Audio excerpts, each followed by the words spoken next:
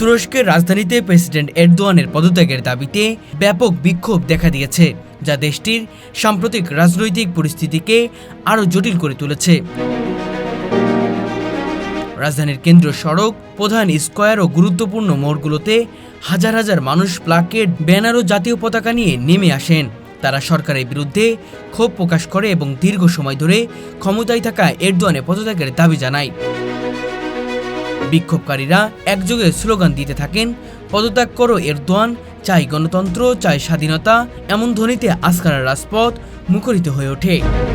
বিক্ষোভকারীদের দাবি, তুরস্কে গণতন্ত্রের নামে এক ধরনের একনায়কতান্ত্রিক শাসন কায়েম হয়েছে।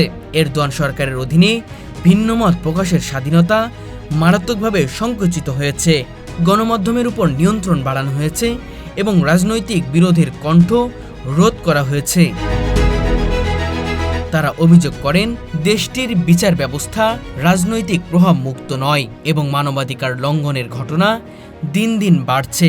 অর্থনৈতিক দিক থেকেও দেশ ভয়াবহ সংকটের মধ্য দিয়ে যাচ্ছে।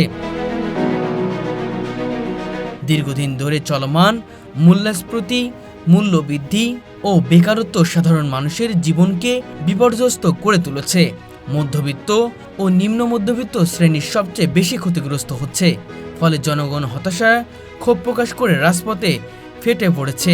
বিক্ষোভ চলাকালে আইনশৃঙ্খলা রক্ষাকারী বাহিনী বিক্ষোভকারীদের ছত্রভঙ্গ করার চেষ্টা চালায়। শহরের বিভিন্ন স্থানে পুলিশ ও আন্দোলনকারীদের মধ্যে ধাওয়া পাল্টা ধাওয়া শুরু হয়। টিয়ার গ্যাস, জলকামান ব্যবহার করা হয়। তবে জনগণের বিশাল সমাবেশের কারণে নিরাপত্তা বাহিনীর নিয়ন্ত্রণ কৌশল ব্যর্থ হয়ে পড়ে।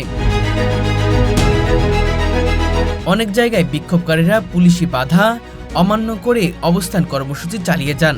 যদিও বেশ কিছু বিক্ষোভকারীকে আটক করা হয়েছে বলে জানা গেছে। তারপরেও আন্দোলনকারীরা ঘোষণা দেন যে তারা প্রেসিডেন্ট এরদোয়ানের পদত্যাগ না করা পর্যন্ত রাজপথ ছাড়বে না। বিশেষজ্ঞদের মতে, জনগণের এই ক্ষোভ নিছক অর্থনৈতিক সংকট ও রাজনৈতিক দমনপীড়নের ফল নয়, বরং দীর্ঘ এক দশকেরও বেশি সময় ধরে একই নেতৃত্বের অধীনে শাসিত হতে হতে মানুষ আজ পরিবর্তনের জন্য মরিয়া হয়ে উঠেছে।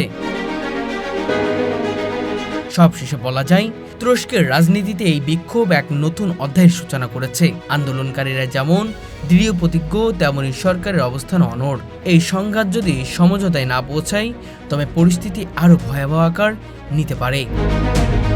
এদিকে রাজনৈতিক বিশ্লেষকরা মনে করছেন, এরদোয়ানের পদত্যাগ দাবি আকসারা এই বিক্ষোভ আসলে তুরস্ক বহুদিন ধরে জমে থাকা বিক্ষোভের বহিঃপ্রকাশ। দেশের জনগণ মনে করে, একসময় উন্নয়নশীল তুরস্ক আজ অর্থনৈতিক সংকট, রাজনৈতিক দমনপীড়ন, অর্থনৈতিক সম্পর্কের টানাপোড়েনে প্রায় দিশাহারা হয়ে পড়েছে। বিরোধী দলগুলো জনগণের এই আন্দোলন সরব সমর্থন জানাচ্ছে এবং তারা ঐক্যবদ্ধ হয়ে সরকারের বিরুদ্ধে আরও বড় আন্দোলন ডাক দেওয়ার প্রস্তুতি নিচ্ছে। ফলে অনেকেই ধারণা করছেন, এই আন্দোলন যদি ধারাবাহিকতা পায়, তবে এটি কেবল এরদোয়ানের জন্য নয়, পুরো শাসক দলের জন্যই এক কঠিন চ্যালেঞ্জ হয়ে দাঁড়াবে এবং তুরস্কের ভবিষ্যৎ রাজনীতির গতিপথ আমূল বদলে দিতে পারে।